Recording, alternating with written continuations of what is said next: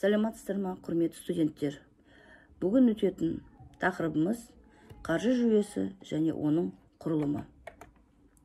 Қаржы жүйесі ұғымы тиісті ақша қаражаттарының қорын құру және пайдалану негізіндегі қатынастардың жиынтығын, сондай-ақ осы қатынастарды ұйымдастыратын органдарды қамтиды. Кейде бұл ұғым тар мағынада мемлекеттің қаржы мекемелерінің жиынтығы ретінде қолданылады, бірақ бұл анық емес.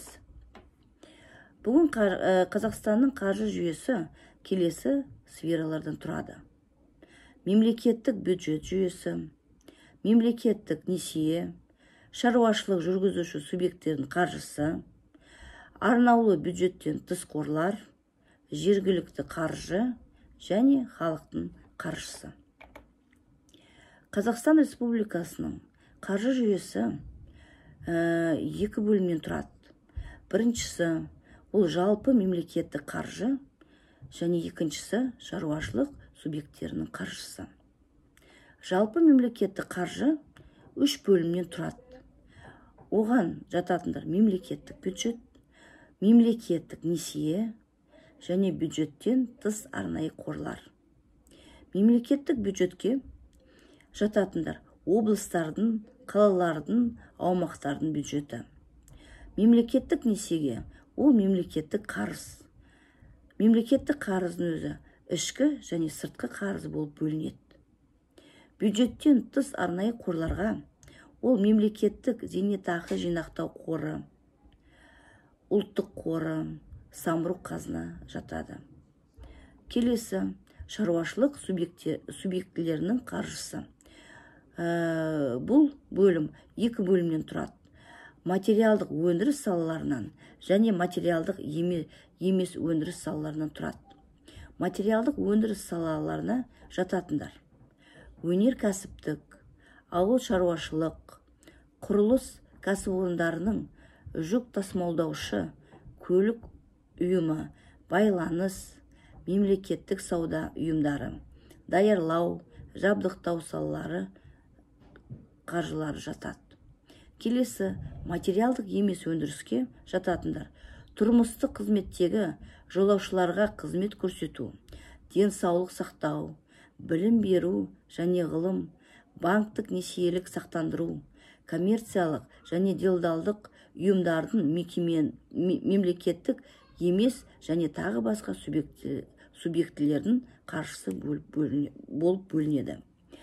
Өздеріңіз білетіндей, мемлекеттік бюджет дегеніміз ол ақша. Ол ақша қайдан келеді? Ол ақша салықтардан жиналады. Салықтар мемлекетпен бірге пайда болды және мемлекеттің өмір сүріп дамуына негізгі болып табылады.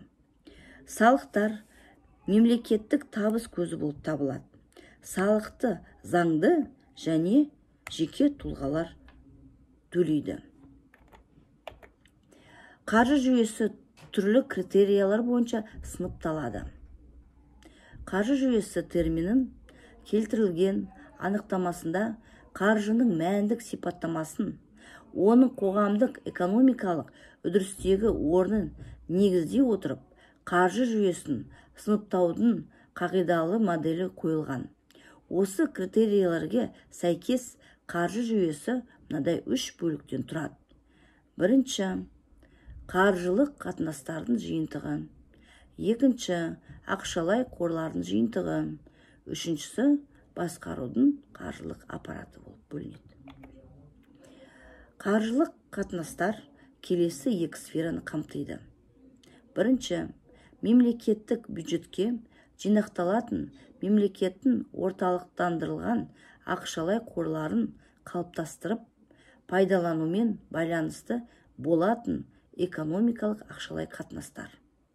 Екінші, кәсіпорындардың орталықтандырылмаған ақшалай қорларының толық айналымын ортақтастыратын экономикалық ақшалай қатынастар болып бөлінеді.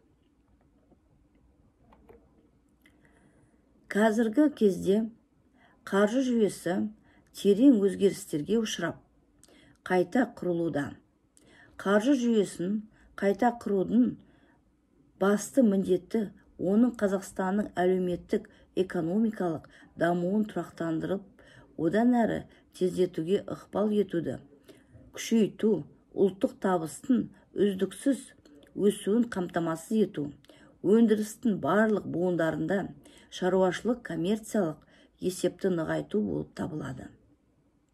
Қаржы және ең алдымен бюджет жүйесі жалпы ішкі өнімнің өсуіне және оның басты бөлігі ұлттық табысқа, макро және микроэкономика кәсіпорындарының, фирмаларының және салаларының дамуына және халықтың көптеген жігінің хал ахуалына айтарлықтай ықпал жасайды. Құрметті студенттер, осы тақырып бойынша дәрісті үй тапсырмасында бердім. Соны оқып берген сұрақтарға жауап күтемін. Тыңдағандарыңызға рахмет.